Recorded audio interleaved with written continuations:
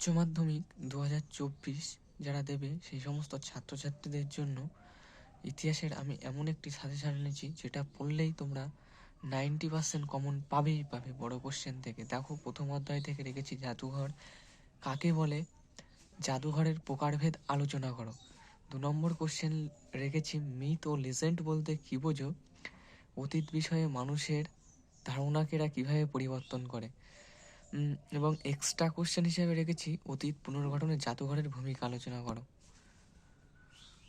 দ্বিতীয় অধ্যায় দেখো, দ্বিতীয় অধ্যায়ের প্রথম কোশ্চেন রেখেছি সাম্রাজ্যবাদ কাকে বলে, সাম্রাজ্যবাদ সম্পর্কে লেনিন ও হবসন তত্ত্ব নিম্নে আলোচনা করো।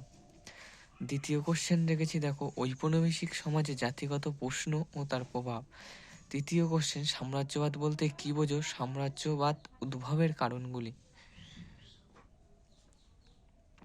তৃতীয় অধ্যায় থেকে যে কোশ্চেনগুলো রেখেছি সেগুলো দেখো। প্রথম কোশ্চেন হচ্ছে ক্যান্টন বাণিজ্যের প্রধান বৈশিষ্ট্য লেখো, এই বাণিজ্যের অবসান হয় কেন।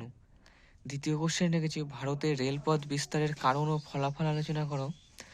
তৃতীয় কোশ্চেন রেখেছি ব্রিটিশ ইস্ট ইন্ডিয়া কোম্পানির আমলে বিভিন্ন ভূমি রাজস্ব ব্যবস্থা সম্পর্কে আলোচনা করো। চতুর্থ অধ্যায় থেকে রেখেছি প্রথম কোশ্চেন শিক্ষা ও সমাজ সংস্কারে বিদ্যাসাগরের অবদান লেখো। দ্বিতীয় কোশ্চেন রেখেছি বাংলার নবজাগরণের প্রকৃতি ও চরিত্র সম্পর্কে লেখো।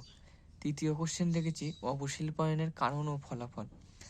এক্সট্রা কোশ্চেন হিসেবে রেখেছি চৌঠা মে আন্দোলনের কারণ ও তাৎপর্য, এটাও খুব ইম্পর্টেন্ট কোশ্চেন। পঞ্চম অধ্যায় থেকে রেখেছি 1935 সালে ভারত শাসন আইনের প্রেক্ষাপট ও সত্তাবলী লেখো, এই আইনের গুরুত্ব কী ছিল।